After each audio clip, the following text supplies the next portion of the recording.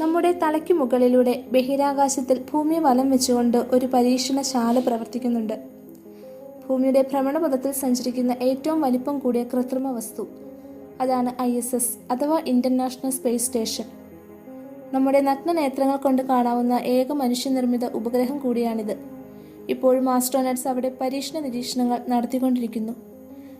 ISSനെ കുറിച്ച് കൂടുതൽ അറിയാം ഈ വീഡിയോയിൽ കൂടി.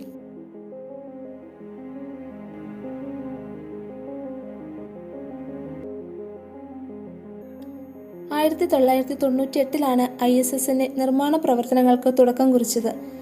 പല ഘട്ടങ്ങളായിട്ടായിരുന്നു ഇതിന്റെ നിർമ്മാണം. ബഹിരാകാശത്തിലെ ഭ്രമണപഥത്തിൽ സഞ്ചരിച്ചുകൊണ്ടിരിക്കെ തന്നെയാണ് അന്താരാഷ്ട്ര ബഹിരാകാശ നിലയത്തിന്റെ വിവിധ ഭാഗങ്ങൾ സംയോജിപ്പിച്ചത്. നഗ്നനേത്രങ്ങൾ കൊണ്ട് നമുക്ക് കാണാവുന്ന ഈ നിലയം ഭൂമിയിൽ നിന്നും 330 കിലോമീറ്ററിനും 435 കിലോമീറ്ററിനും ഇടയിലുള്ള ഭ്രമണപാതയിലൂടെ സെക്കൻഡിൽ 7.66 കിലോമീറ്റർ വേഗതയിൽ ഭൂമിയെ വലം വെച്ചുകൊണ്ടിരിക്കുന്നു. 92.69 മിനിറ്റ് സമയം കൊണ്ട് ISS ഒരു തവണ ഭൂമിയെ ചുറ്റി വരുന്നു. അതായത് ഒരു ദിവസം ഏകദേശം 16 തവണ ഭൂമിയെ വലം വയ്ക്കുന്നു.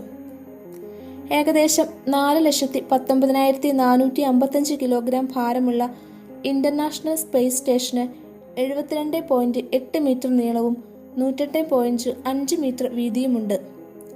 അതായത് ഒരു ഫുട്ബോൾ ഗ്രൗണ്ടിന്റെ എത്ര വലിപ്പം. ഇതിൽ മനുഷ്യന് താമസയോഗ്യമായ സ്ഥലത്തിന് ഏകദേശം 935 ഘനമീറ്റർ വ്യാപ്തിയുണ്ട്.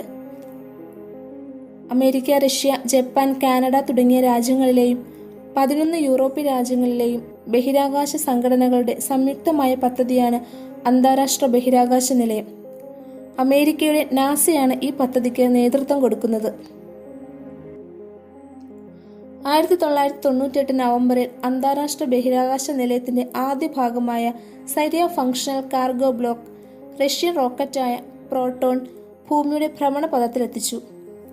മറ്റു 2 പ്രധാന ഭാഗങ്ങളായ യൂണിറ്റി മൊഡ്യൂളും സേസ്ട്ര സർവീസ് മൊഡ്യൂളും വ്യത്യസ്ത വിക്ഷേപണത്തിലൂടെ ഭ്രമണപഥത്തിലെത്തിക്കുകയും സൊര്യയുടെ മുകളിലും താഴെയുമായി ഘടിപ്പിക്കുകയും ചെയ്തു.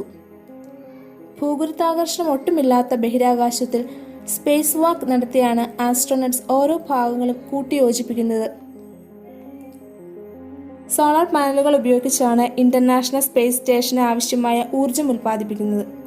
3 മുതൽ 6 വരെ ആസ്ട്രോനട്സിന് ഒരേ സമയം താമസിച്ച് പരീക്ഷണങ്ങൾ നടത്താനുള്ള സൗകര്യം ഇന്റർനാഷണൽ സ്പേസ് സ്റ്റേഷനിലുണ്ട്.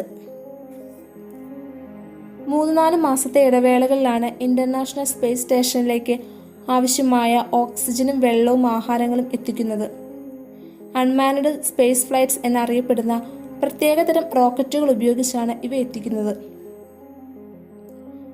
സീറോ ഗ്രാവിറ്റിയിൽ പരീക്ഷണങ്ങൾ നടത്തുക എന്നതാണ് ISSന്റെ നിർമ്മാണ ഉദ്ദേശം.